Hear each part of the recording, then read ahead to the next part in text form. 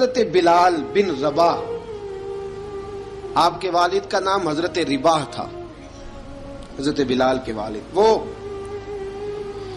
حضرت بلال ابھی بچپن میں چھوٹے سے تھے کہ والد انتقال کر گئے، یتیمی میں پرورش پائی جناب بلال نے، یتیمی میں،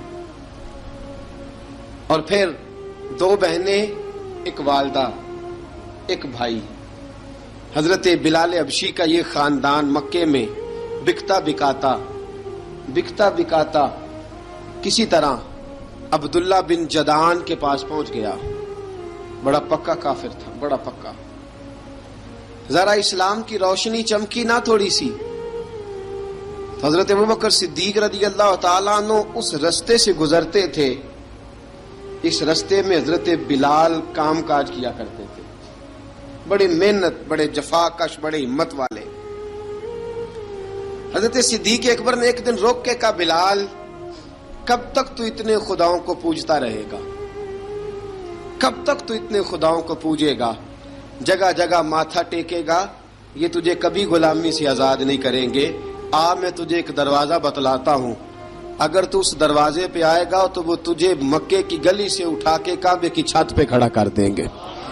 گلی ہے میرے پاس، دامن مصطفیٰ سے جو بھی لپٹا وہ یگانہ ہو گیا، جس کے حضور ہو گئے اس کا زمانہ ہو گیا۔ حضرت بلال حبشی رضی اللہ تعالیٰ عنہ کو بات بتلائی، سلیم الفطرت آدمی تھے، سنجیدہ آدمی تھے، اچھا مزاج رکھتے تھے، فہم و فراست رکھتے تھے۔ جناب بلال نے کلمہ پڑھ لیا، کلمہ پڑھ کے نا تو سب لوگوں نے کہا، بہت سارے لوگوں نے اپنا اسلام چھپا کے رکھا ہوا تھا۔ دو واقعات ایسے ہوئے کہ حضرت بلال کا اسلام ظاہر ہو گیا۔ کسی کام سے بت خانے بھیجا عبداللہ ابن جدعان نے، بت خانے گئے تو لگے ہوئے تھے بت، کتار اندر کتار، بتوں کی کتاریں بنی ہوئی تھی۔ حضرت بلال نے مٹی اٹھائی اور بتوں کے منہ پہ مار کے کہنے لگے، جو اپنا چہرہ صاف نہیں کر سکتے وہ کسی کو نفع نقصان کیا پہنچائیں گے۔ جو لوگ دیکھ رہے تھے انہوں نے آ کے عبداللہ ابن جدعان کو بتایا، کہا تیرا غلام ہے اور تو بہت بڑا سردار بنتا ہے، تیری عزت خاک میں مل جائے گی کسی کو پتہ چل گیا کہ عبداللہ کا غلام مسلمان ہو گیا۔ عبداللہ بن جدعان نے راتوں رات امیہ بن خلف سے بات کی اور امیہ سے کہا، یار یہ غلام لے لو، مفتی لے لو۔ بتایا نہیں امیہ کو، بتایا نہیں کہ مسلمان ہو گیا ہے۔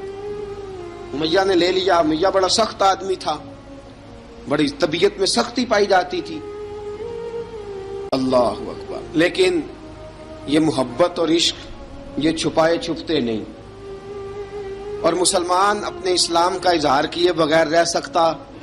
ایک واقعہ اور رونما ہو گیا، حضرت بلال پھر ظاہر ہو گئے۔ ہوا کیا؟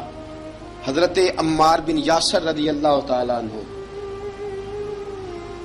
مکے کے سارے کافر کٹھے ہو کے غریب آدمی کو مار رہے ہیں، غریب آدمی کو۔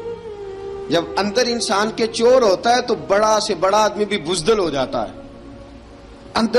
جب اندر چور بیٹھ جائے نا تو بڑے سے بڑا آدمی بزدل ہو جاتا ہے، اور جب اندر صفائی ہو تو غریب سے غریب آدمی بھی بہادر ہو جاتا ہے۔ حق پہ ہونا چاہیے، سچا ہونا چاہیے، پھر بہادر ہو۔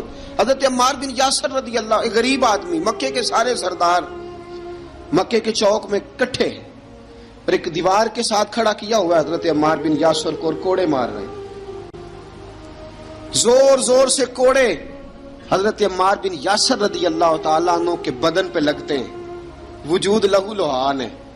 حضرت عمار بن یاسر کو پتا تھا کہ بلال بھی مسلمان ہو گئے، لیکن ان کا خیال تھا کہ یہ کسی کو بتلائیں نہ تو ہی بہتر ہے۔ امیہ بن خلف آیا، سخت دھوپ تھی، جب کوڑے مار مار کے تھک گیا نا، ابو جال نے بھی مارا، ابو لہب نے بھی مارا، ابو سفیان نے بھی مارا، ابو البختری نے بھی مارا، اخنس بن شلیک نے بھی مارا۔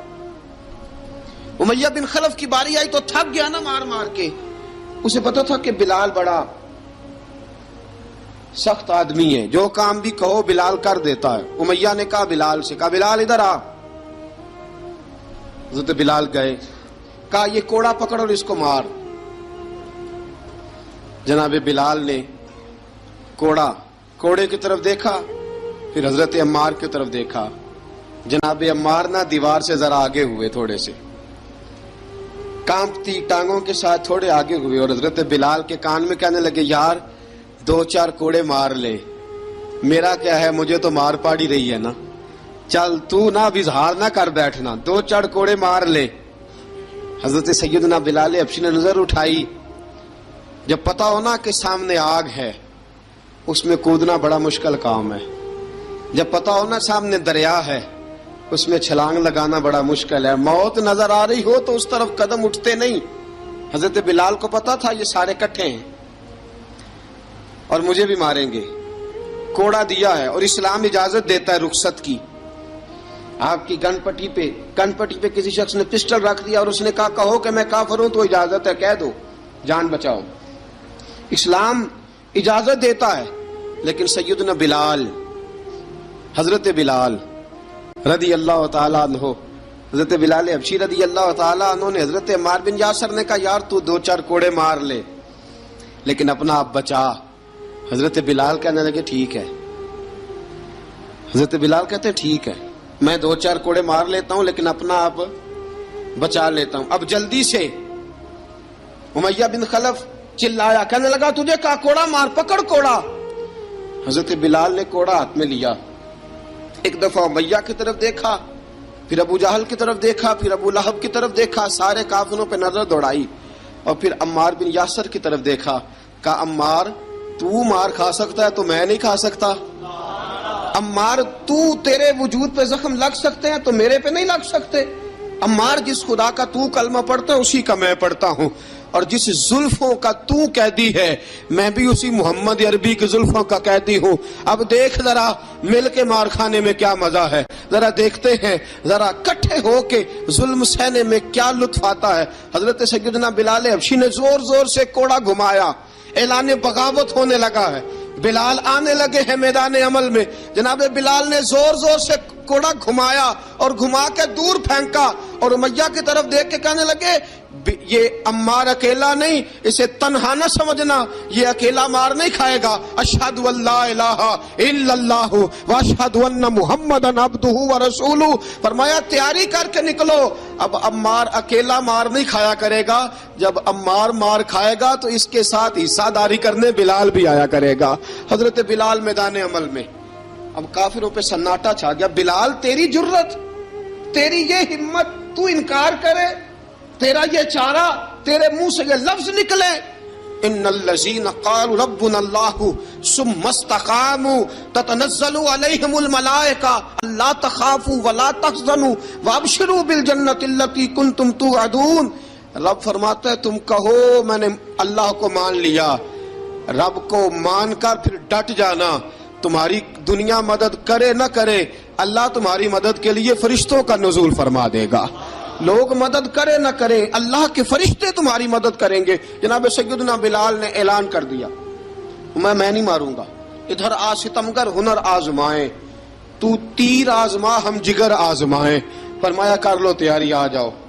اب وہ سارے نا، کیونکہ سب سے سخت مشہور تھا نا امیہ، اب سارے دیکھنے لگے امیہ کی طرف۔ امیہ کو اب اسے سمجھ نہیں آ رہی میں کیا کروں، بلال نے تو کبھی نہ کی نہیں، تو جو کہتے تھے کر گزرتا تھا، یہ عجیب معاملہ ہے۔ کہنے لگا بلال تجھے پتا ہے تو کیا کر رہا ہے، تو نے جذبات میں آ کے اعلان تو کر دیا، تجھے اس کا پتا ہے؟ جناب بلال حبشی رضی اللہ تعالیٰ عنہ فرمانے لگے مجھے پتا ہے تو مجھے مارے گا، مجھے پتا ہے مجھے سزائیں دے گا، مجھے سارا پتا ہے، لیکن عقل کو تنقید سے فرصت نہیں، عشق پر ایمان کی بنیاد رکھ۔ فرمایا میں نے عقل کے گھوڑے دوڑانے چھوڑ دیے ہیں، بس کلمہ جو پڑھ لیا، جب اعلان جو کر لیا ہے، جب محبت جو کی، تو اب اس میں کسی قسم کی مصلحت کی اجازت نہیں۔ اقبال کہتا ہے کہ پختہ ہوتی ہے اگر مصلحت اندیش ہو عقل، عشق ہو مصلحت اندیش تو ہے خام ابھی، اور بے خطر کود پڑا آتش نمرود میں عشق، عقل تھی محو تماشائے لبے بام ابھی۔ فرمایا عقل پختہ ہوتی ہے اگر سوچا جائے، عشق کے معاملے میں سوچا جائے تو عشق کمزور ہوتا ہے، وہاں سوچنے سمجھنے کی اجازت ہوتی نہیں۔ سوچنا سمجھنا تھا کلمہ پڑھنے سے پہلے، اب تو پڑھ لیا، اب سوچنے کا نہیں، اب عمل کرنے کا وقت ہے۔ اب جناب بلال پر سختی شروع ہوئی، مارنا شروع ہوئے. کس کس انداز میں مارا؟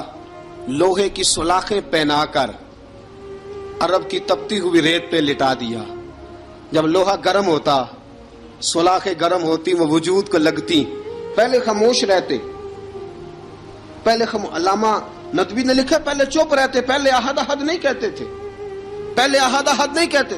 جب تکلیف بڑھ جاتی نا تو پھر زبان سے نکلتا احد احد احد. وہ وحدہ لا شریک ہے، وہ وحدہ لا شریک ہے. جب تکلیف بڑھتی پھر امیہ کیا کرتا؟ پھر امیہ حضرت بلال رضی اللہ تعالیٰ عنہ کے گلے میں رسی ڈالتا اور مکے کے اوباش لڑکوں کے ہاتھ میں دیتا. مکے کی گلیوں میں کبھی کسی پاگل کو آپ گزرتے دیکھو نا، لڑکے اسے چھیڑ رہے ہوں، آپ کو پتا ہے وہ پاگل ہے، اس نے زیادتی بھی کی ہے. لڑکے چھیڑتے ہوں تو بزرگ اور سیانے لوگ منع کرتے ہیں، کہتے ہیں بدتمیزوں نہ کرو، وہ تو بیچارہ دیوانہ ہے، وہ تو پاگل ہے.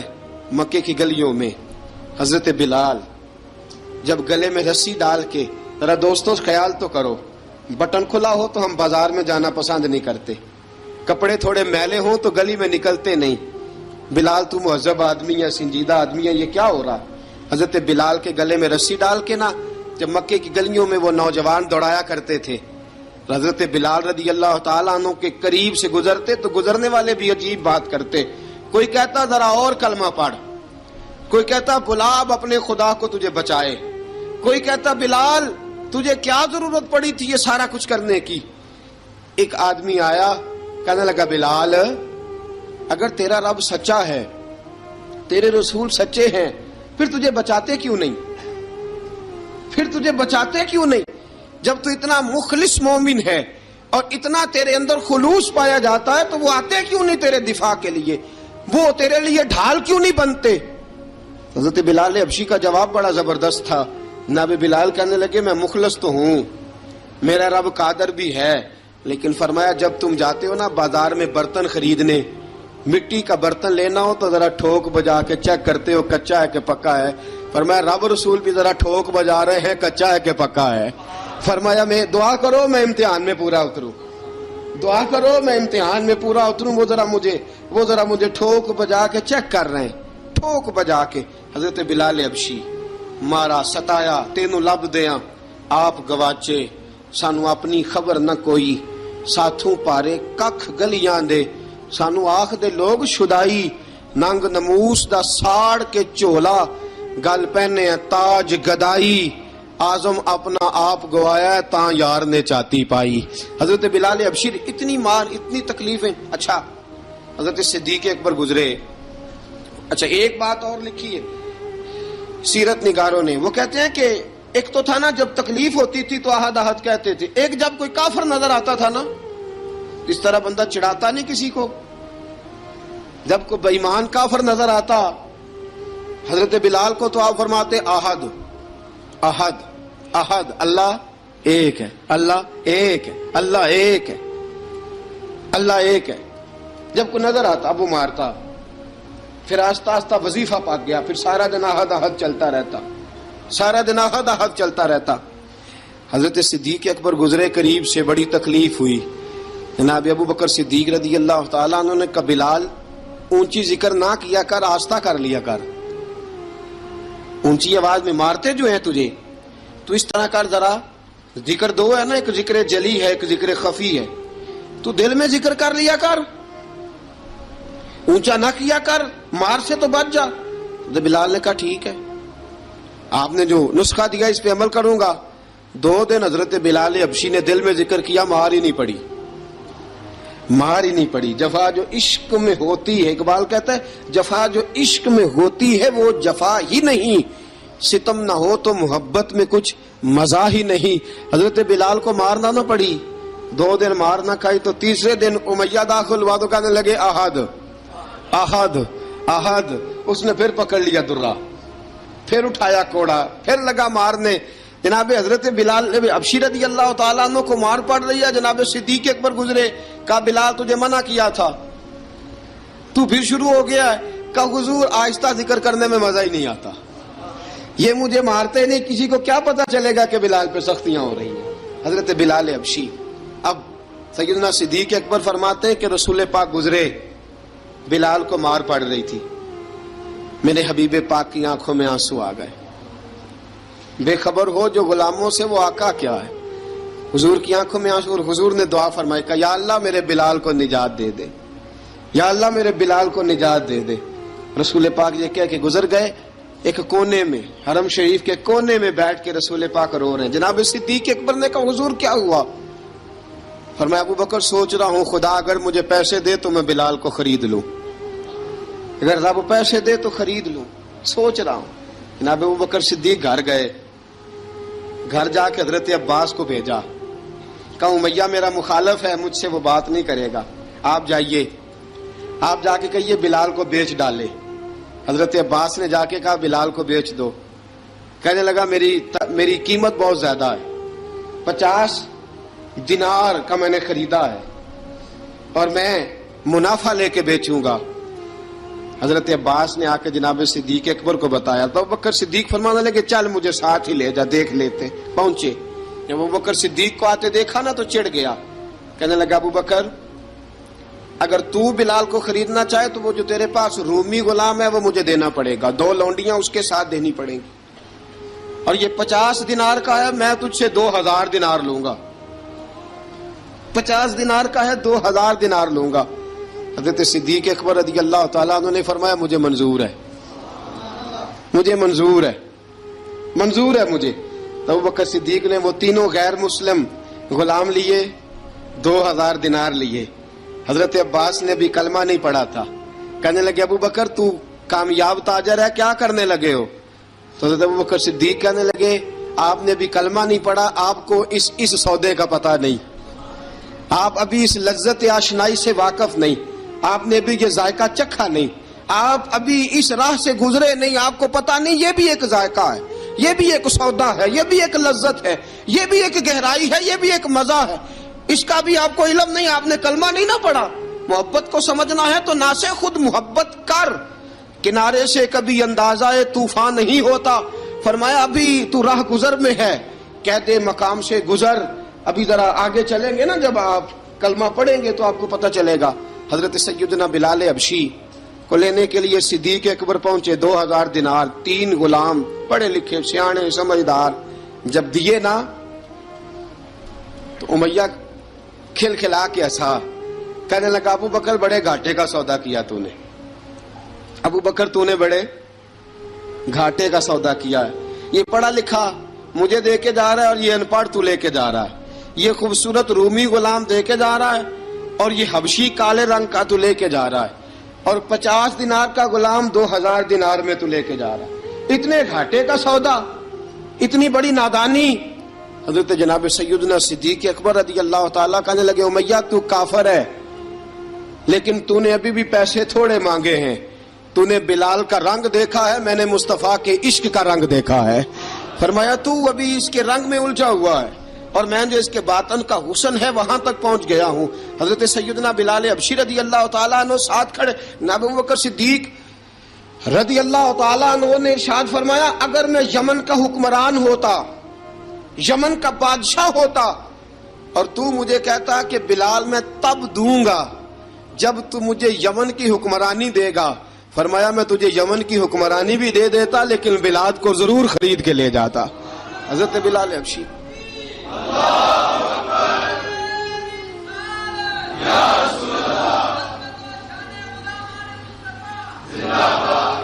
जनाब सैयदना बिलाल हबशी, हजरत सैयदना अबू बकर सिद्दीक फरमाते हैं जब मैं बिलाल को लेने गया तो हाल पता क्या था, इधर देखिएगा।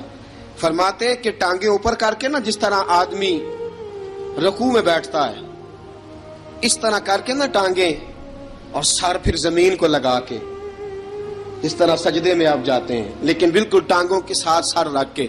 फरमाते 4 भारी चक्कियां रेत पे हजरत बिलाल थे, उनके ऊपर चक्कियां रखी हुई थी, और फरमाते हजरत बिलाल थोड़ी थोड़ी हरकत करते थे तो वो चक्कियां जिस्म के साथ लगती थी ना, पार्ट उनके, फरमाते जख्म बन गए थे, खून निकलता था।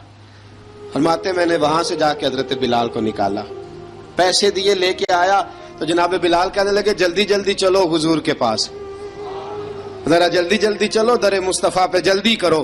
तो जनाब सैयदना बिलाल हबशी رضی اللہ تعالیٰ عنہ کے جواب میں حضرت ابوبکر صدیق کہنے لگے بلال جلدی نہ کر، جب میں آیا تھا تو حضور تیرے لیے آنسو بہا رہے تھے، اگر تجھے اس حالت میں زخمی دیکھیں گے تو میرے مصطفیٰ کو اور زیادہ رونا پڑے گا، تو میرے ساتھ گھر چل، میں تجھے کپڑے پہناتا ہوں، میں تیرے زخموں پہ پٹی کرتا ہوں۔